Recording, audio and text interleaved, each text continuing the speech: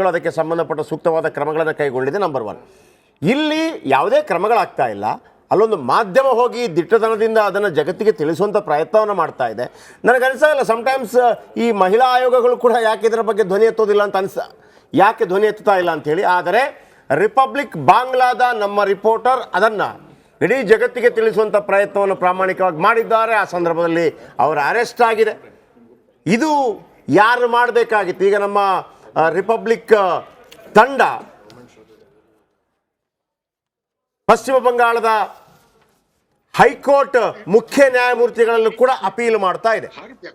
ಏನಾಗಿತ್ತು ಅನ್ನೋದನ್ನ ಕ್ವಿಕ್ ಆಗಿ ಮತ್ತೊಂದ್ಸತಿ ಹೇಳ್ಬಿಡ್ತೀನಿ. ಬಾಂಗ್ಲಾದ 24 ಪರಗಣ ಈ ಜಿಲ್ಲೆಯಲ್ಲಿ ಸಂದೇಶ್ ಖಲಿ ಅನ್ನೋ ಜಾಗ, ಸಂದೇಶ್ ಖಲಿಯಲ್ಲಿ ಕಳೆದ 9 ದಿನಗಳಿಂದಲೂ ಕೂಡ ನೊಂದ ಹೆಣ್ಣು ಮಕ್ಕಳಿಗೆ ನ್ಯಾಯ ಕೊಡಿಸುವ ಪ್ರಯತ್ನವನ್ನ ರಿಪಬ್ಲಿಕ್ ಬಾಂಗ್ಲಾ ತಂಡ ಮಾಡ್ತಾ ಇದೆ. ಅಲ್ಲಿನ ಟಿಎಂಸಿ ನಾಯಕ ಶಹಜಾನ್ ಶೇಖ್ ಈತನ ವಿರುದ್ಧ ಗಂಭೀರವಾಗಿ ಆರೋಪ ಬಂದಿದ್ದು, ಈತ ಹಾಗೆ ಈತನ ಸಂಬಂಧಿಕರು ಗ್ರಾಮದ ಮಹಿಳೆಯರ ಮೇಲೆ ದೌರ್ಜನ್ಯ ಮಾಡ್ತಿದ್ದಾರೆ. ದೌರ್ಜನ್ಯ ಅಂದ್ರೆ ಯಾವ ರೀತಿ, ಜಂಗಲ್ ರಾಜ್ ಅಂತ ಕರಿತೀವಲ್ಲ, ಲಿಟ್ರಲಿ ಮನೆಯಲ್ಲಿದ್ದ ಹೆಣ್ಮಕ್ಳನ್ನ ಟಾರ್ಗೆಟ್ ಮಾಡಿ ಮನೆಗೆ ಹೋಗಿ ಅವ್ರಿದ್ದ ಜಾಗಕ್ಕೆ ಹೋಗಿ ಎಳ್ಕೊಂಡು ಹೋಗೋದು. ಪಾರ್ಟಿ ಆಫೀಸ್ ಹಾಗೆ ಇವರೇನ್ ದಬ್ಬಾಳಿಕೆಯಿಂದ ವಶಕ್ಕೆ ಪಡೆದಿದ್ರು ಜಮೀನುಗಳು, ಅದರಲ್ಲೇ ಒಂದು ಫಾರ್ಮ್ ಹೌಸ್ ಬೇರೆ ಇವ್ರದ್ದು.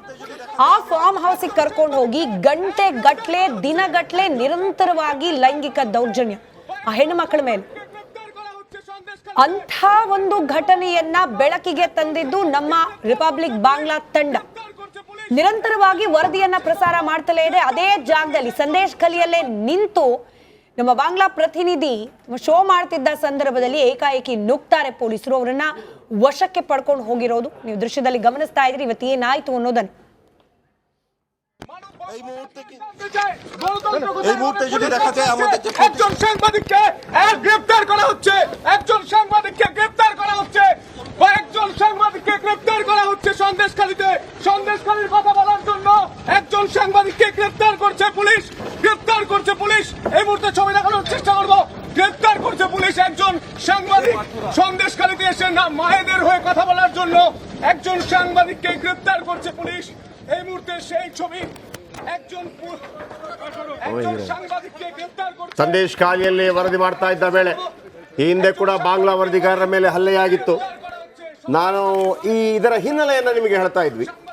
ಬಂಗಾಳದ 24 ಪರಗಣ ಜಿಲ್ಲೆಯಲ್ಲಿದೆ ಸಂದೇಶ್ ಖಾಲಿ ಅಂತ ಹೇಳಿ. ಟಿಎಂಸಿ ನಾಯಕ ಶಹಜಾನ್ ಶೇಖ್ ಈತನ ವಿರುದ್ಧ ಒಂದು ಗಂಭೀರ ಆರೋಪ ಬರುತ್ತೆ. ಅದೇನು ಅಂತಂದ್ರೆ ಮನೆ ಮನೆಗೆ ಹೋಗಿ ಹುಡುಗಿಯರನ್ನು ಹುಡುಕೋದು, ಆಮೇಲೆ ಸೆಲೆಕ್ಷನ್ ಸಮೇತ ಇದೆ, ಆಮೇಲೆ ಗೂಂಡಾಗಳ ರೀತಿ ಮಹಿಳೆಯರನ್ನು ಹೊತ್ತೊಯ್ತಾ ಇದ್ರು. ಟಿಎಂಸಿ ನಾಯಕರು ಎಲ್ಲಿ ತನಕ ನೀವು ನೋಡಿರ್ಬೋದು, ಈ ಕೆಲವು ಸಿನಿಮಾಗಳಲ್ಲಿರುತ್ತೆ ಈ ರೀತಿ ಹೊತ್ತೊಯ್ದು ಆ ನಂತರ ಅವರು ಯಾವಾಗ ಬಿಡ್ತಾರೆ ಆಗ ಹೊರಗೆ ಬರಬೇಕು. ಆ ಥರ ಮೃಗೀಯ ರೀತಿಯಲ್ಲಿ ನಡೆದಂಥ ಘಟನಾವಳಿಗಳಿದೆಲ್ಲ.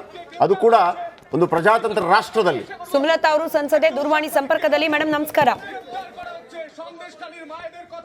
ಸುಮಲತಾ ಮೇಡಮ್ ಧ್ವನಿ ಕೇಳ್ತಾ ಇದೆಯಾ?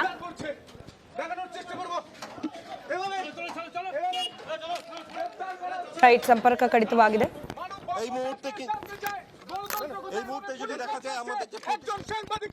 ಮತ್ತೊಮ್ಮೆ ಸುಮಲತಾ ಅವರನ್ನ ಸಂಪರ್ಕಕ್ಕೆ ತೆಗೆದುಕೊಳ್ಳೋ ಪ್ರಯತ್ನ ಆಗುತ್ತೆ. ನೋಡಿ, ಪಕ್ಷಾತೀತವಾಗಿ ನಾವಾಗ್ಲೇ ಮಾತನಾಡ್ತಾ ಇದ್ವಿ, ಯಾವುದೇ ಪಕ್ಷದಲ್ಲಿ ಒಬ್ಬ ರೈಟ್ ಸಂಸದೆ ಸುಮಲತಾ ಅವರು ದೂರವಾಣಿ ಸಂಪರ್ಕದಲ್ಲಿ. ಮೇಡಮ್ ನಮಸ್ಕಾರ. ನಮಸ್ಕಾರ. ಟಿಎಂಸಿಯ ಒಬ್ಬ ನಾಯಕ ಹೆಣ್ಮಕ್ಳ ಮೇಲೆ ದೌರ್ಜನ್ಯ ಮಾಡ್ತಾ ಇದ್ದ, ಅದನ್ನ ಜಗತ್ತಿಗೆ ತೋರ್ಸಕ್ ಹೊರಟಿದ್ದ ರಿಪಬ್ಲಿಕ್ ಬಾಂಗ್ಲಾದ ವರದಿಗಾರನನ್ನ ಇವತ್ತು ಅರೆಸ್ಟ್ ಮಾಡಿದ್ದಾರೆ. ಇದು ಟಿಎಂಸಿ ಸರ್ಕಾರದ ನಡೆ. ಏನ್ ಹೇಳ್ತೀರಿ ಈ ಬಗ್ಗೆ? ಇದು ಮೊದಲನೇದಾಗಿ ಒಂದಷ್ಟು ದಿನಗಳಿಂದ ಇಡೀ ದೇಶವೇ ಒಂದು ಶಾಕಿಂಗ್ ನ್ಯೂಸ್ ಅಂದ್ರೆ ಈ ಸಂದೇಶ್ ಖಲೀಲಿ ನಡೀತಾ ಇರುವಂತ ಈ ಘಟನೆ. ಆಮೇಲೆ ಅದನ್ನ ಅವರ ನಾಯಕರನ್ನ, ಅದರಲ್ಲಿ ಯಾರು ಇನ್ವಾಲ್ವ್ ಆಗಿದ್ದಾರೆ, ಅದನ್ನ ಯಾವ ರೀತಿ ಅವರು ಸಮರ್ಥನೆ ಮಾಡ್ಕೊಂಡು ಬರ್ತಾ ಇದ್ದಾರೆ ಅನ್ನೋದು ನೋಡಿದ್ರೇನೆ ಒಂಥರ ಎಲ್ಲಿಗೆ ಹೋಗ್ತಾ ಇದೆ ಈ ಒಂದು ರಾಜ್ಯ ಅನ್ನೋದು ನಿಜಕ್ಕೂ ಫಸ್ಟ್ ಕ್ವೆಶ್ಚನ್. ಆಮೇಲೆ ಅವ್ರ ಮೇಲೆ ಆಕ್ಷನ್ ತಗೊಳ್ಳೋದು ಬಿಟ್ಟು, ಆ ಕ್ರೈಮ್ ನ ಮಾಡಿದವ್ರ ಮೇಲೆ ಆಕ್ಷನ್ ತಗೊಳ್ಳೋದು ಬಿಟ್ಟು ಅವ್ರನ್ನೆಲ್ಲ ಕಾಪಾಡಿಕೊಂಡು ಈ ಒಂದು ಯಾರು ಅಕ್ಯೂಸ್ ಮಾಡಿರ್ತಾರೋ ಅವ್ರನ್ನೆಲ್ಲ ಅವ್ರ ಫ್ಯಾಮಿಲಿ ಮೇಲೆ ಇವರು ದಾಳಿ ಮಾಡೋದು, ಅವ್ರನ್ನ ಹೊಡಿಯೋದು ಬಡಿಯೋದು ನೋಡಿದ್ರೆ ನಿಜಕ್ಕೂ ಇದು ನಮ್ಮ ದೇಶದಲ್ಲೇ ನಡೀತಾ ಇದೆಯಾ ಅನ್ನುವಂಥ ಪ್ರಶ್ನೆ ಫಸ್ಟ್ ಉದ್ಭವ ಆಗೋದು. ನಿಜ ಮೇಡಮ್. ನೋಡಿ, ಪಕ್ಷಾತೀತವಾಗಿ ನಾವು ಯೋಚನೆ ಮಾಡೋದಾದ್ರೆ ಒಬ್ಬ ಮಹಿಳಾ ಮುಖ್ಯಮಂತ್ರಿ ಇರೋ ರಾಜ್ಯದಲ್ಲಿ ಮಹಿಳೆಯರ ಮೇಲೆ ದೌರ್ಜನ್ಯ ಅಂದ್ರೆ ಮೊದಲು ಅದನ್ನ ಖಂಡಿಸಬೇಕಾಗಿದ್ದು ಅವ್ರು. ತುಂಬಾ ಖಂಡನೀಯ ಇದು. ನಿಜಕ್ಕೂ ಪ್ರತಿಯೊಬ್ಬ ಮಹಿಳೆನೂ ಇದನ್ನ ಖಂಡಿಸ್ಬೇಕಾಗಿರುತ್ತೆ. ಅದು ಯಾರೇ ಇರ್ಲಿ, ಯಾವ ಪಕ್ಷದಲ್ಲಿರ್ಲಿ. ನನಗೆ ಆಶ್ಚರ್ಯ, ಯಾಕಂದ್ರೆ TMC ಪಕ್ಷದಿಂದ ಮಹಿಳಾ MPs ಸಾಕಷ್ಟು ಜನ ಇದ್ದಾರೆ ಲೋಕಸಭಾ ಇದರಲ್ಲಿ, ಪಾರ್ಲಿಮೆಂಟ್ ಅಲ್ಲಿ. ಅವರೆಲ್ಲ ಇದ್ಕೊಂಡು ನೀವು ಹೇಳಿದಾಗೆ ಒಬ್ಬ ಮಹಿಳೆ ಅಲ್ಲಿ ಚೀಫ್ ಮಿನಿಸ್ಟರ್ ಆಗಿ ಇದ್ಕೊಂಡು ಮಹಿಳೆಯರ ಮೇಲೆ ನಡೀತಾ ಇರೋ ಈ ಒಂದು ದೌರ್ಜನ್ಯ ಕಾಂಡವನ್ನ ಅವರು ಸಮರ್ಥನೆ ಮಾಡ್ತಾ ಇದ್ದಾರೆ ಅಂದ್ರೆ ಇದಕ್ಕಿಂತ ನಾಚಿಕೆ ಕೆಟ್ಟ ವಿಷಯ ಇನ್ನೇನೂ ಇಲ್ಲ.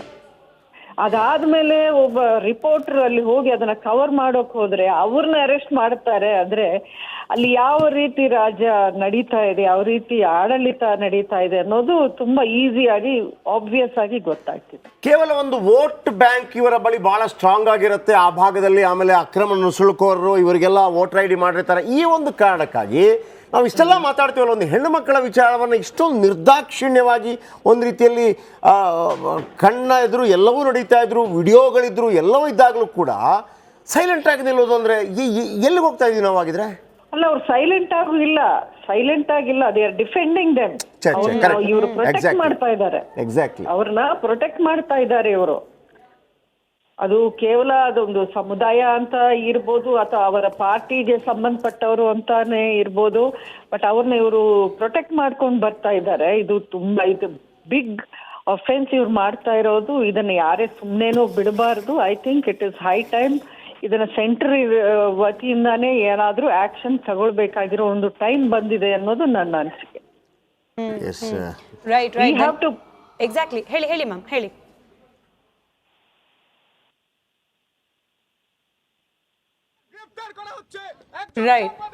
ರೈಟ್. ಧನ್ಯವಾದ ಸುಮಲತಾ ಅವರೇ, ರಿಪಬ್ಲಿಕ್ ಕನ್ನಡದ ಜೊತೆಯಲ್ಲಿ ಮಾತನಾಡಿದ್ದಕ್ಕೆ. ನೋಡಿ, ಇದು ಇಲ್ಲಾಗಿರುವ ದೌರ್ಜನ್ಯ, ಅದರಲ್ಲೂ ಅದನ್ನ ದೌರ್ಜನ್ಯ ಪ್ರಶ್ನೆ ಮಾಡ್ಲಿಕ್ಕೆ ಹೋದ ಪತ್ರಕರ್ತರು ಅವರನ್ನ ಈ ರೀತಿಯಾಗಿ ಅರೆಸ್ಟ್ ಮಾಡಿರೋದು, ಪ್ರಜಾಪ್ರಭುತ್ವ ವ್ಯವಸ್ಥೆ ನಿಜಕ್ಕೂ ಕೂಡ ಅಸ್ತಿತ್ವದಲ್ಲಿ ಇದೆಯಾ ಅಥವಾ ಗುಂಡಾ ರಾಜ್ಯವೇ ಆಗಿ ಹೋಗಿದ್ಯಾ ಅನ್ನೋ ನೇರ ಪ್ರಶ್ನೆಗೆ ಈ ಘಟನೆ ಎಡೆ ಮಾಡ್ತಾ ಇರೋದು. ಇದ್ರ ಬಗ್ಗೆ ಮತ್ತಷ್ಟು ಅಪ್ಡೇಟ್ಸ್ ಮುಂದೆ ಇಡ್ತೀವಿ ಚಿಕ್ಕ ಬ್ರೇಕ್ ಆದ್ಮೇಲೆ.